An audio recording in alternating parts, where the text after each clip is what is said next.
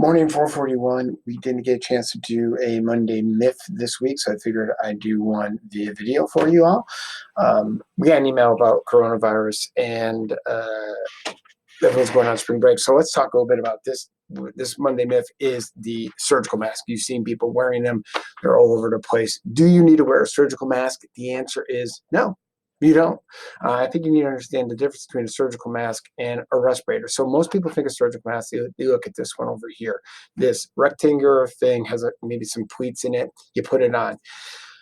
That is really designed, if you read right here, for fluid resistant and provides wear, that's you, protection against large droplets, okay, splashes of spray. So that's why if you're in an area where you're going to get actual splashback on you, that's when you wear a surgical mask.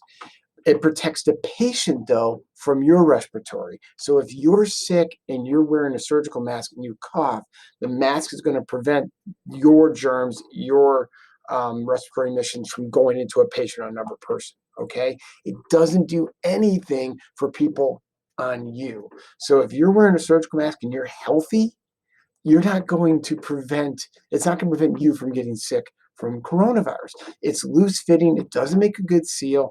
So if someone coughs, those large droplets, by the time they cough, are going to be very small by the time they come over to you.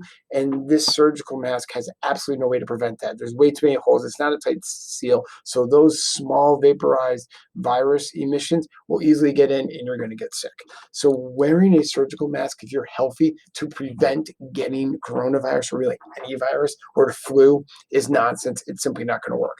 What they do have, though, is something called an N95 respirator. These are form-fitting. They have a pinch here in the nose. It forms a seal. These are designed for small particles, okay? This is similar to what people wear. They're knocking down sheetrock or doing stuff like that, okay? So yes, the N95 may prevent coronavirus or flu. The problem is that you have to, I couldn't wear one because I have a beard, and a beard actually affects the way you wear a respirator. They're very uncomfortable. If anyone's ever worn one of these, you can't really wear them for a long period of time. You get very hot. You start sweating. They're very difficult to hold. They're very, very brutally uncomfortable. So wearing these for everyday use is just simply not practical and not very comfortable. That's why people wear the surgical mask, because they're comfortable, because they're loose fitting. So you're taking comfort in the surgical mask without actually having any sort of benefit from it. So, and you can, this is off the CDC webpage. You can read all about it.